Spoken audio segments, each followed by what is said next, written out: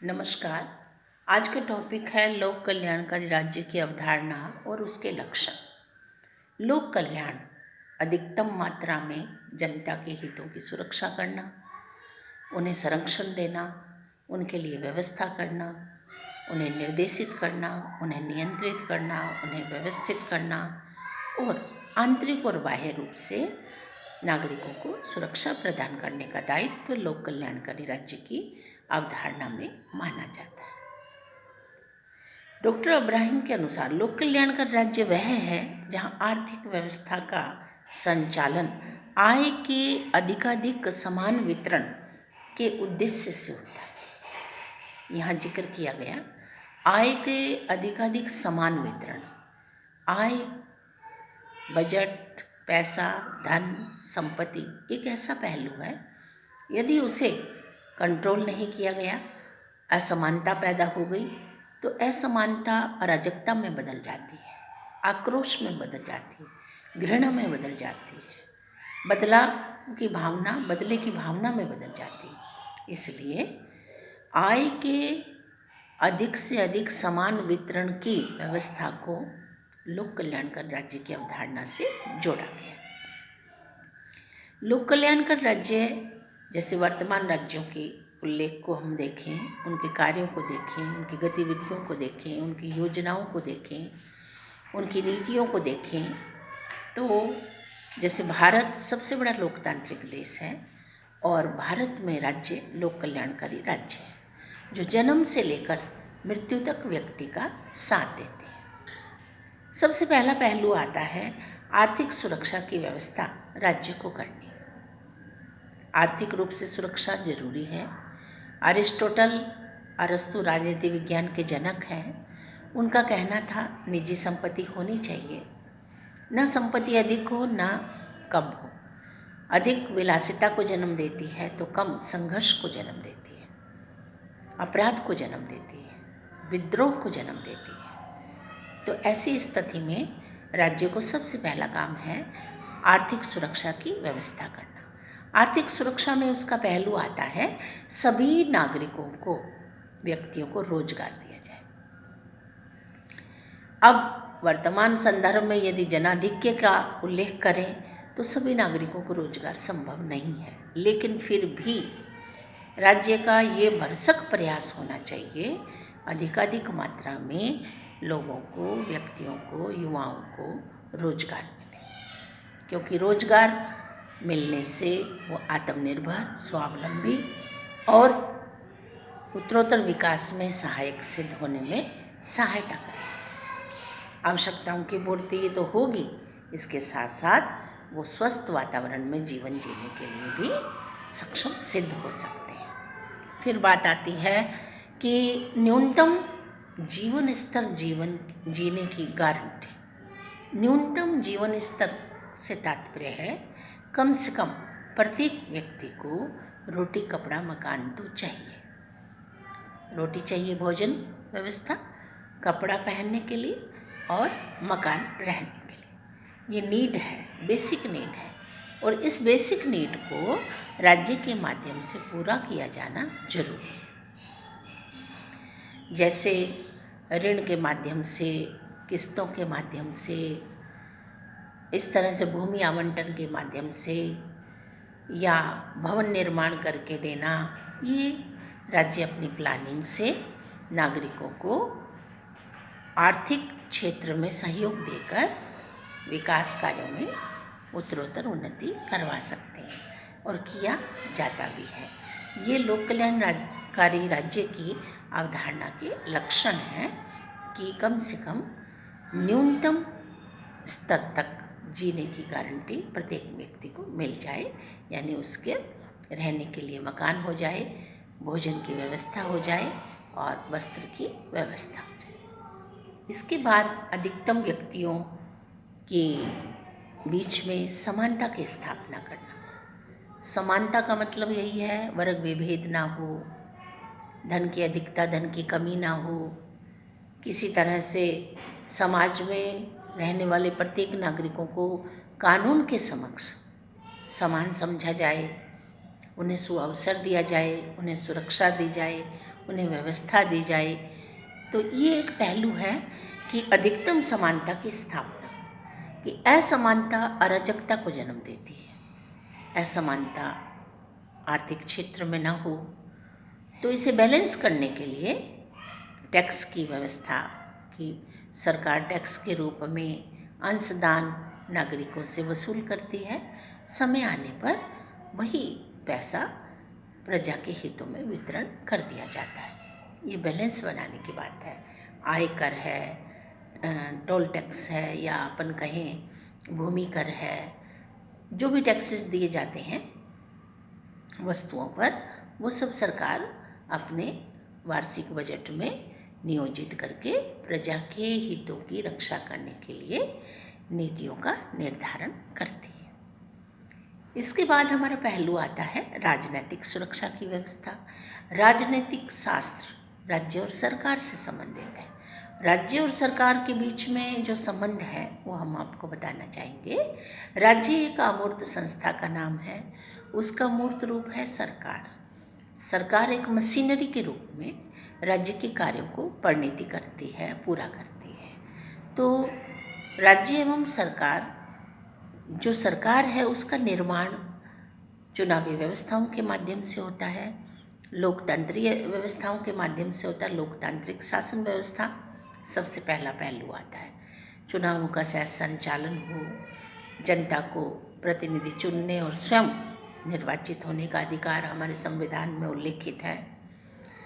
पूरा प्रोसेस जनता का, जनता द्वारा जनता के लिए शासन हो, कि जो प्रतिनिध्यात्मक शासन व्यवस्था है जिसमें जनता की हितों की पूर्ति के लिए राजनीतिक दल चुनावों का सहज संचालन करके बहुमत प्राप्त करके सत्ता प्राप्त करते हैं, और सत्ता को प्राप्त करके सत्ता को क्रियान्वित किया जाता है।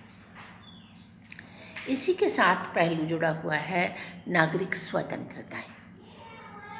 मानवीय चेतना स्वतंत्रता चाहती है, स्वतंत्रता अधिकारों की मांग करती है, और अधिकार राज्य के माध्यम से मिलते हैं, यानी व्यवस्थित होते हैं। आप सभी को मालूम है अधिकारों के साथ कर्तव्य भी जुड़े हुए हैं। तो नागरिक स्वतंत्रताएं, जैसे मतदान देने का अधिकार, बोलने का अधिकार, घूमने फिरने का अधिकार, शिक्षित होने का अधिकार, अपने अपने धर्मों को मानने का अधिकार, ये सब नागरिक स्वतंत्रताओं में आता है। सबसे मेन चीज़, यदि व्यक्तिवादी दृष्टिकोण से देखें तो जीवन का अधिकार, संपत्ति का अधिकार और स्वतंत्रता का अधिकार। ये राजनीतिक सुरक्षा की व्यवस्था के पॉइंट में आता है कि नागरिकों को स्वतंत्रताएं मिलनी चाहिए। डिसीजन मेकर जनता है, और जनतांत्रिक व्यवस्थाओं का निर्माण भी जनता की सक्रियता से, सजगता से और सहयोग से संभव होता है। सामाजिक सुरक्षा की व्यवस्था। सामाजिक सुरक्षा एक बहुत बड़ा पहलू है, क्योंकि समाज संबंधों का जाल है, और इसमें समाज के प्रत्येक वर्ग, जाति, भाषा, धर्म के लोग रहते हैं। कोई भी वर्ग दूसरे वर्ग से पीड़ित ना हो, शोषित ना हो, और शोषण का वो शिकार न हो जाए। इसलिए सामाजिक सुरक्षा की व्यवस्था सरकार के माध्यम से, संविधान के माध्यम से ही की जाती है। समाज में किसी तरह का भय ना हो, चोरी ना हो, लूटमार ना हो, हिंसा ना हो, रक्तपात ना हो, झगड़े ना हो, विवाद ना हो। तो ये व्यवस्थाएं भी लोक कल्याणकारी राज्य के कार्यक्षेत्र में आती। तभी व्यक्ति सामाजिक स्तर पर अपने आप को सुरक्षित और व्यवस्थित महसूस करेगा, तो स्वतंत्रता पूर्वक जीवन यापन को अग्रसर हो सकता है। इसके बाद पॉइंट आता हमारा राज्य के कार्यक्षेत्र में बढ़ोतरी। निश्चित रूप से वर्तमान राज्यों को यदि हम देखें तो उसका व्यापक कार्यक्षेत्र है। जनाधिक्य है तो जन समस्याएं भी बहुत हैं, और जन समस्याएं हैं तो उनका निवारण भी लोक कल्याणकारी राज्यों में होना चाहिए। राज्य के कार्यक्षेत्र में सभी पहलुओं को जोड़ दिया जाता है, क्योंकि राजनीति विज्ञान के अध्ययन का केंद्र बिंदु मानव है, और मानव की अनंत आवश्यकताएं हैं, अनेक क्षेत्र हैं। यदि हम देखें कृषि क्षेत्र में, स्वास्थ्य के क्षेत्र में, चिकित्सा के क्षेत्र में, शिक्षा के क्षेत्र में, कोई भी पहलू आप देख सकते हैं, रोजगार के क्षेत्र में, जो मानव की आवश्यकताओं से संबंधित भी है और जिस फील्ड में राज्य को कार्य भी करना है। इसीलिए राजनीति विज्ञान इतिहास के साथ संबंध स्थापित करता है, समाजशास्त्र के साथ संबंध स्थापित करता है, अर्थशास्त्र के साथ संबंध स्थापित करता है, नीति शास्त्र के साथ संबंध स्थापित करता है, मनोविज्ञान के साथ संबंध स्थापित करता है, और भी अनेक पहलू है। सभी शास्त्रों के साथ राजनीति विज्ञान को संबंध स्थापित करना पड़ता है, वैज्ञानिक दृष्टिकोण रखना पड़ता है, क्योंकि आज का युग वैज्ञानिक युग है और समस्याओं का निवारण भी वैज्ञानिक तरीके से ही संभव हो सकता है। इसलिए राज्य के कार्य क्षेत्र में बढ़ोतरी होना स्वाभाविक है। और वर्तमान कार्य क्षेत्र को देखें तो राज्य जन्म से लेकर मृत्यु तक व्यक्ति का साथ देता है। जन्म से लेकर मृत्यु तक साथ देने का तात्पर्य ये है, 0 से 5 साल के बच्चे को पल्स पोलियो अभियान के तहत दवाई पिलाई जानी कि बच्चा विकलांग न हो। वृद्धावस्था में एक शारीरिक क्षमता में कमजोरी आने के बाद पेंशन की व्यवस्था करना, ये सब लोक कल्याणकारी राज्य के कार्य क्षेत्र में गिना जाता है, जोड़ा जाता है, किया जाता है। अंतर्राष्ट्रीय सहयोग की भावना, लोक कल्याणकारी राज्य जिस प्रकार एक व्यक्ति को परिवार की, परिवार को समाज की, समाज को राज्य की, राज्य को अन्य राज्यों, राष्ट्र को अन्य राष्ट्रों, इसे हम अंतर्राष्ट्रीय सहयोग की संबंध की बात करते हैं। जैसे हम कहते हैं वासुदेव कुटुंबकम, पूरा विश्व ही हमारा परिवार है। ये मानवतावादी दृष्टिकोण है। एक राष्ट्र को दूसरे राष्ट्र की आवश्यकता पड़ती है, संस्कृतियों का आदान प्रदान, विचारों का आदान प्रदान, वस्तुओं का आदान प्रदान, और भी बहुत सारे पहलू हैं। व्यापारिक संबंध, कूटनीतिक संबंध, राजनयिक संबंध जिसको हम कहते हैं, विदेश नीतियों का निर्धारण, ये सब अंतर्राष्ट्रीय सहयोग की भावना लोक कल्याणकारी राज्यों में पाई जाती है, ताकि आवश्यकताओं की पूर्ति की जा सके और आवश्यकता पड़ने पर सहयोग भी प्राप्त किया जा सके राष्ट्रीय और अंतर्राष्ट्रीय स्तर पर, जिसे हम समझ सकते हैं यूनाइटेड नेशन ऑर्गेनाइजेशन, संयुक्त राष्ट्र संघ एक बहुत बड़ा व्यापक संगठन है जिसमें दुनिया के लगभग सदस्य राष्ट्र मेंबर हैं। संगठन का एक चार्टर है और चार्टर के अकॉर्डिंग सभी सदस्य राष्ट्रों को उसकी अनुपालना करनी पड़ती है, लेकिन आवश्यकता पड़ने पर सभी राष्ट्र एक दूसरे का सहयोग प्रदान करते हैं और सहयोग लिया जा सकता है, सहयोग दिया भी जा सकता है। इसमें भी लोक कल्याणकारी राज्य की अवधारणा को जोड़ा गया है कि नागरिकों को सुरक्षा देनी है, आवश्यकताओं की पूर्ति करनी है। बाढ़ है, अकाल है, भूकंप है, महामारी है, दुर्घटनाएं हैं, कोई भी सिचुएशन हो, आपातकाल है जो तुरंत कार्रवाई की मांग करता है, तो जब कभी आवश्यकता पड़ जाए एक राष्ट्र को दूसरे राष्ट्र की, तो हम मंडल सिद्धांत, अंतर्राष्ट्रीय संबंध का जिक्र करते हैं और ये विदेश नीति में माना जाता है। तो आज हमारा टॉपिक था लोक कल्याणकारी राज्य की अवधारणा एवं लोक कल्याणकारी राज्य के लक्षण।